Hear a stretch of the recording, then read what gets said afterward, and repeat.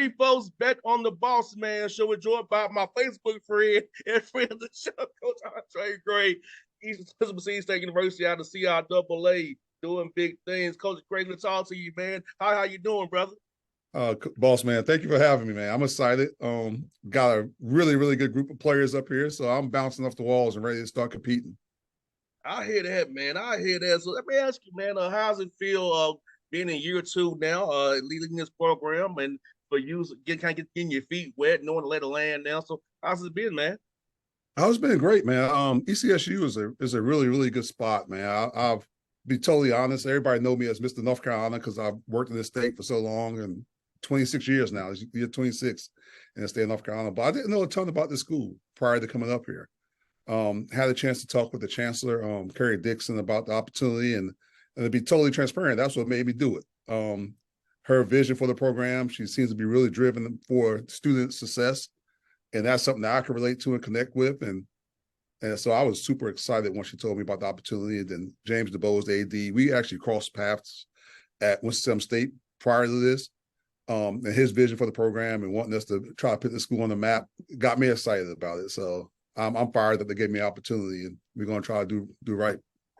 Now, for you, what's been the biggest difference for you from year one to year two? I know it's usually at year trying to figure things out, lay the land. So how's it been going from year one to year two, man, and just trying to figure things out, man, for you, how the program has grown in your opinion? Yeah, year one was crazy because I came in here. I replaced a Hall of Famer here. I replaced a guy named Sean Walker, who was a phenomenal coach, phenomenal player here. He laid a really good foundation for the players that was returning. The hardest thing year one was trying to make sure everybody understood that now that I'm here and we bringing in some new guys or whatever, that we all one program. I try to make sure I beat across the head that, hey, this is you all my guys. I'm gonna protect you all, love you all, just like I recruited you, or I don't care who recruited you. We're gonna try to play the guys who gonna give us the best chance to win. And whether you play or don't play, I'm gonna treat everybody the same. And that was probably the biggest challenge last year, trying to get them all united and on one page. We did have I guess a fairly successful year, not up to our standards, but I think we showed that we're going to be a force to be reckoned with in the future. For year two, it's a little bit different now because you have some guys that I inherited, some guys that I brought in year one, and now we got some guys that we brought in year two, and try to mesh those personalities is going to be our challenge. Is getting everybody on the same page, and if we're able to accomplish that, if we get everybody locked in and playing together and buying into what the greater good, we in for a special season, in my opinion.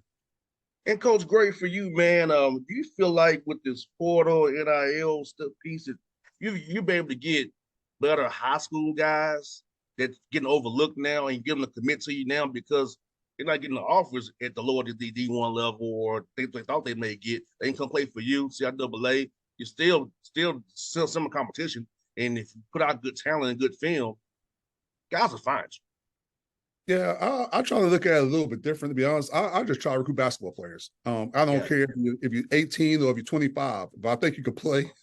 I'm gonna try to bring it into our program to help us out. We've been lucky. Actually, our leading scorer last year was a high school kid. Was a freshman for us. Guy came straight out of high school, led us in scoring. But that's kind of not normal nowadays. Everybody want to get older and stay older is kind of the cliche. But I want dudes that can play. I've coached Division I basketball for 20 years. And I understand sometimes just because you went to a Division I school don't mean that you're a good basketball player. There's some basketball players sitting on those benches. So I try not to get caught off in the levels. We don't talk about the levels here. I'm a basketball coach. I'm not a Division II coach. I'm not a Division III. I'm a basketball coach. And these guys are basketball players. And we really, really try to harp on that within our program. We don't care who you are, what you got on your jersey. Our plan gonna be the same. We're gonna plan on coming in and trying to beat you. And at the end of the day, like with our program being about growth, we want these guys, because most of them we recruit them to, they want to play after this. They want to have the opportunity to play after this. And they got to understand they got to compete against everybody to get those opportunities, no matter what level. Not only the guys at the so-called above you level, but the guys below you too. It's a really good NAIA and Division III players out there too, who's coming to try to get those same checks that you are. So we don't really talk about the levels much because I know for a fact I did it. Like there's some guys in those benches that can't play worth a darn, and there's a reason why they aren't playing. So I don't try to get caught up. Got that right. Yes, sir. I have seen it, but y'all like you have two eyes. You here for what reason? Because we make mistakes, right? Recruiting is not like there's no science to it, right? You're gonna make mistakes. You're gonna hit on some, you're gonna miss on some. You're gonna have guys that you think gonna be all stars who's not gonna play at all. And you're gonna have some guys that you ain't gonna think much of, gonna be really good players for you. So there's no real science to it. So the thing is to try to trust your eyes as best you can and put together the best roster that you can. And talk about this Coach Gray. No clown out for that. There's some great talent in that state, man. Talk about just high school basketball out there, man. I know a guy I know very well, Dominique Wilkins from the Hawks, man, from North Carolina. Bam Adebayo as well. Guys come out of that state, John Wall, different guys. About the talent of that state, man, and how basketball has evolved over the years. Yeah, the hoop state is special, man. Again, I've been blessed because I grew up here. I wasn't born here. I came to North Carolina when I was 11. But I've been a part of the hoop state culture for 40 years now. So I got to see a ton of really, really good players. And a lot of people might not even know Dominique's from North Carolina. Most people I think affiliate him with Georgia. But from Michael Jordan to Brad Daugherty and some of these guys, John Wall and CJ Leslie and Chris Paul and Steph Curry, it's always been really, really good players in here. And part of the trick for me, in my experiences, is I've really built a rep on trying to find the so-called hidden gems. The big cities are loaded with talent, like you said, the Charlottes, the Raleigh, the Greensboros are loaded with talent. But what you'll find is some of these small towns are really talented. Like Bam is from a little town in eastern North Carolina that nobody probably even heard of. You talk about the Kinston area where they had 5 or 6, maybe even more NBA players come out of the little town in Kinston, North Carolina. So there's a ton of players in some of these small towns throughout the state as well. Hey, Coach, great for you. I know what you're looking for on the court, but off the court, we're trying to find it in a young man off the court, or is intangible, his character wise, that fits into your program, into your vision for what you see as being an ECSU Viking. Now, the biggest thing to me is it may sound corny, but I want good people around me. I talk a lot to our guys about my energy. I'm real careful about who I allow in my personal space. I want dudes that bring good energy. You always have the positive. You're gonna have good days and bad days, but if you start messing with my energy, I can't be around you. I'm not big on having 8,000 rules. The more rules you have, the more you got to enforce those rules. So what we do, we kind of establish our core with our guys. We give them 3 things, man. Go to class. Part of your deal is you got to go to class because my job is to help you get a degree and learn habits, which is going to lead you after this. So you have to go to class. You're going to be part of our program. That's the number one thing. And we provide you an opportunity. Only 7% of high school players get to move on to play in college at any level, not Division I, Division II, NAIA, Division III, everything. That's included. 7% of high school guys get to go on and play in college. So with that comes a responsibility, right? So we give you a chance to go to college. So you got to do your part, but make sure you get an education with it. The second thing we talk about is being respectful of the women. I can't tolerate it. It's something personal to me. Like if you one of those dudes like to hit on girls or beat on girls, or be disrespectful to women, I'm not going to have you around me. And that's for me personally and for this university, because we talked about a little while ago, our chancellor is actually a woman. And a lot of our leadership on our campus is women. So if you're one of those guys who are disrespectful towards women, you're not going to do well here. And that's just the reality of our university, because we have so many women that's at the top seats of our program. And the last thing is that don't break the law. The law is different in different states. With this team, we was talking about as a group yesterday. I think I got guys from 10 different states on our roster. And the law in one state is different from the law in another one. I'm not going to be on the news because you do something silly. If you're unsure what the law is, ask somebody who's from here. And those are kind of the rules to our program. So if you can follow those 3 things, you're going to be okay. But if you start messing with my energy, you're not going to class, I'm not going to play you. I'm not going to play you at all, because I'm not going to be able to trust you. If I can't trust you to go to class, how am I going to be able to trust you the last 5 seconds of a game I need to win to do the right thing? Does that make sense to you? So that's how it does. And we try to, we just, our whole thing, just try to get really good people. And through that process, I really try to, I won't take somebody that I haven't, if I didn't know the guy directly, I won't take somebody, I don't know their people around them. Because I want to know about the character. I'll try to use people that I trust on the inside who want to tell me the truth, because nobody's perfect, right? We all have our demons. We all have our flaws. And so I'm not expecting perfect people, but I want to know what demons I'm chasing, what demons I need to help them with. And Coach, you said something that hit me home, because I tell people around me, don't zap my energy. Don't kill my vibe, please.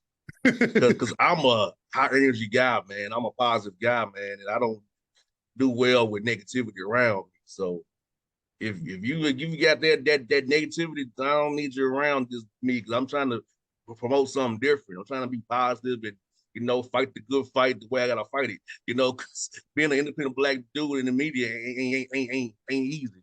But Yes, I sir. got off on my head. But I don't need you to bring me down anymore. You know what I'm saying? Yes, sir. Yes, sir. They used to be the black man, period. So Yeah. so say I feel you, and that's my thing. You can't mess my energy, man. Like I'm not gonna because like you, I'm a positive thinking dude. Ever since I stepped foot on campus to our team, we talked about winning the whole thing. And when I first got here, they kind of look at me, like win the whole thing. What, like win the national championship? That's the goal. Like if they're gonna Yeah. keep scoring, we're gonna try to win the whole freaking thing. And that's the way we say it within our program. And did we accomplish that? No, last year, no. But that ain't gonna change our goal again this year. We're gonna try to win every freaking game. We're gonna try to win the whole thing. That's the plan. Now, is it gonna work out that way? Nobody knows, but that's what we're shooting for every time we go out there. And you know what? Good about the South Double too, man. You all have some heck of a road places to go play at. You have to be tough. You have to band the vibe. That's the one thing about being Tennessee State that I missed that we didn't get the experience on the road per se because I'm like y'all some lames. But see how Double A they see you experience up and down the coast there, man, where you play at the Virginias and Carolinas, man. So I'll talk about that, man, and how you tough playing that league and win on the road and see how they'll play. Man, this league is unbelievable. It's unbelievably tough. And I know every coach in the country gonna say that about their league, but when I took over this program last year, when I got in the league, every returning coach in the league had won the league before. So all those dudes has won championships prior to that year. Everyone that returned has won a championship before. Of the four new guys is myself, Chucky Brown at St. Aug's, Breon Dunlap down at Claflin, and Coach Armstrong up at Lincoln. Of those three guys, Coach Dunlap has won championships up at Harris Stowe. Coach Brown was a really successful coach in the high school level and played at NC State and played in the NBA. And then Coach Armstrong was a very successful coach and actually coached in the championship game last year. So it's some dudes from the coaching ranks in this conference. So every day is like a chess match. And you got to make sure you prepare for that. And beyond that, you talk about the atmosphere. And this is how I kind of sell it to our guys. Again, most of my experiences, of course, is on the PWI side. And sometimes we recruiting guys from the junior college and the transfer markets. And the way I explain it to them, when you go to your game for example, at UNC Greensboro, I'll just speak it out, not bad, but at UNC Greensboro, across from the bench are the donors. So on the floor, across from the bench, that's the people that give money. That's the people that come pay their money for those nice, pretty seats. And to see out of the way, that ain't no donors sitting over there just want to be entertained. Those are your peers. So every night, the voices you hear on the court are your peers. And your peers know you. So they're going to be talking to you and talking about you in a different kind of way than you probably used to. But that also make it fun as a competitor, right? Like if you're really, really a competitor, you kind of get off by that. You kind of get excited by that, the voices and to hear them. And like I remember my first year at Winston State. I coached at Winston State a few years ago. And one of our first plays, one of our dudes hit a three. And he was running back down the court. And the students was giving them five running down the court on the sideline. And it was like, what the devil's going on here? It was exciting. Like, oh, man, can you imagine playing in those kinds of environments where you got your people, your peers that close to the floor all the time? But so I love it. I think it's some of the best environments in college basketball, some of the most competitive environments in college basketball. It gets me excited every time we know we're getting ready to play a game. And I think our guys feed off their energy as well. Because with the good come the bad as well. Your skin got to be a little thicker. Because you're going to hear some stuff you probably don't want to hear either too. But that's part of it. And that's part of life, right? You got to learn to deal with that adversity.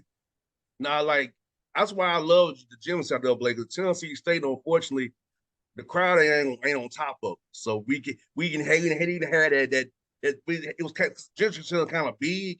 We didn't have that luxury. They up in the bleachers and the band, so it's like you can't touch them. It's like they can you hear them, but you can't touch them. But I feel that's why I wish we had a little bit different, like you all had in South Double A, because I would love to be able to hit one of my corner threes and dap up with my homeboy. I tell some of my friends, like if you've never been to a CIAA on CIAA game, two of those, if you get a chance to go, if you get a chance to see a Seattle game with two of those teams playing against each other, it's an unbelievable experience. Everybody, if you're a basketball person, you need to do it at least once. Yes, and I hated the show I moved to Baltimore because my birthday week is the week of CIAA. All right. So I'll be in Charlotte having a blast. My birthday week, I'll take off my week from covering the NBA. I'll enjoy my birthday, and I was like, yeah. But Baltimore a little bit tougher for me to get there now because of I got to be book a flight, and I can't just drive stay at my homeboy house no more. Now the city did a great job with it. I'll tell you what, Baltimore did a wonderful job with it. That was my first time experiencing it last year, and like you, I'm Hoop State now, so I'm thinking, oh man, it's left out Charlotte, but the city of Baltimore did a great job with it last year. I was really impressed with the venue. The city seemed to embrace the tournament. I think it's going to grow. I think it's going to be a really, really good deal. I'm going forward up there. Now, Coach, great for you, man. Let me ask you this, man. Leading a lot of young black males, man. I know my dad's a coach. I'm a son of a coach, and how does it feel, man, knowing you get to mold young black males, 18 and 24, to have a lifetime relationship with these guys after you help them through that formative years of becoming a man, leaving the childhood, becoming a man. So how's it, man, knowing that, having that banner on you that John, that you're helping these young men become better black men once they leave your university? Yeah, that's what drove me into this profession, to be honest. I'm a teacher by nature. When I decided I wasn't good enough to be a pro, I wanted to teach. My ultimate goal at first was to go back home to my community where I was at, where a lot of black boys don't go to college, period, from down there. And when I was in college, when I decided I wasn't going to, what I wanted to do it myself, I wanted to teach and go back home and help pull some of them guys like me out of that community, give them a chance to let them think that they could leave and go to college as well.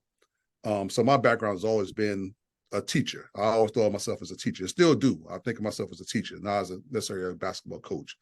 And the second part, I have a mentoring spirit. I'm one of those people who always have people who are attracted to me, to being around me. Some people say I tell great stories. I'm a little silly, a little goofy, but I've always had people that always want to be around me. So I always had a mentoring spirit. And once I got into the business, it was two things I realized really quick. First, I could change some of these dudes' life by getting them to school and giving them a chance to go to school. If it wasn't for sports, I probably wouldn't went to college. I'll tell you, more than likely, I wouldn't went to college if it wasn't. Same here. So I respect that part of it, and I take that part very seriously when I'm recruiting. And then the second thing is I want to help those dudes prosper through life, because life is going to be hard, especially when you look like the way we do. You got so much stuff coming at you, so many things coming at you, so much information coming at you, and we got to help mentor these guys on how to manage it in the right way. I always said before I became a head coach, I'm probably the only coach in the country who, at that point, never been a head coach at this level that have a coaching tree. I have right now, even still, I have current Division I head coaches who call me asking for advice on some things going on with the staff, with the players, which is kind of wild because I haven't never been a head coach at that level. But I've always tried to grab young guys. I always try to grab young coaches and grab dudes that played. And I'll tell them, right, like, man, you need to think about getting into coaching. I think you got a good spirit for it. Because that's what happened to me. Somebody said them words to me, and that's what took me to college. So I'll take that part of it extremely serious. The teaching part and the mentoring part is what it's all about. Because you want those calls. Like, I get so doggone excited when these guys call me, hey, coach, I got 2 jobs on the table. Which one should I take? Coach, I got my second child on the way. If you come down, and oh, I'm getting married this summer. Would you come to the wedding? That's stuff that gets me so excited. And seeing some of these guys grow. When I took this is my first head coaching job, and one of my staff members, one of my assistants, actually I recruited when I was at Western Carolina. This would have been 2007, 2008. And I never remember even having this conversation with him, but he remembered it. And I told him, like, before you leave here, you're going to have a chance to be player of the year in the Southern Conference. And unfortunately for him, he was running around that league when Steph Curry was running around. So, but he did make all league a couple of times, first team all league, scored 2,000 points, had a good career. And I just noticed how much he loved ball. And I told him, when I get me a job, I'm going to hire you. Now, I didn't think it was going to take 15 years from that point, but sure enough, I wanted to get this position at Elizabeth City, and I called him and I helped him get into the business. And that makes me smile, watching him grow now as a coach and gaining experience. And hopefully I change his life in that way as well. No doubt, man. I tell you what, being a son of a coach, man, so I feel it, understand it. Because I know I take my pops to different baby showers, different big grand openings and stuff like that. They hit him up on Father's Day. I see it all from my father. So yeah, that's exactly know what you mean. And you know what? My dad said I should coach. I'm like, Dad, I'll be disbarred from coaching with the mouth I have off the air. Yeah, I got a dirty mouth too now, but I try not to show off my kids. Yeah. And I had some really good mentors and growing up, and one of my favorites was a guy named Larry Hunter at Western Carolina. And I was coaching against him with him one day. Of course, I was his top assistant at the time, and we was coaching against another school, and the opposing coaches running up and down the sideline screaming, screaming at the ref, screaming at his kids, screaming, pass the ball, shoot the ball, do this, do that, do that. And coach just tapped me one day on the leg. He's like, "You see that, coach?" I said, "What you mean?" He's like, "Coach, if I show you a coach doing all that running around telling the kids what to do, I'll show you a coach that have bad practice plans." And I never thought about it that way. He's like, if you got to do all that coaching during the game, what are you doing in practice? Mm-hmm. And that's one thing, like, a lot of times the guys that do all that gyrating and stuff like that, and I know it's all personality based too, right? But usually if you got to do all that coaching during the game, you ain't do something's wrong in your practices. So you need to work on what you communicate with your guys in practice. And so my thing is, I ain't gonna show these guys up. We get after them in practice, try to teach them the right spots. But then the games, they gotta be able to play. They gotta make their own decisions. And but that came from one of my mentors, Larry Hunter. So Yeah. I try not. I'm not gonna show them up. I'm not gonna scream at them and curse at them and stuff like that. I'll pull you out if you're making that mess up too much. I'm just gonna take you out the game. I ain't gonna put you in there. I'm not about to have a heart attack messing with you.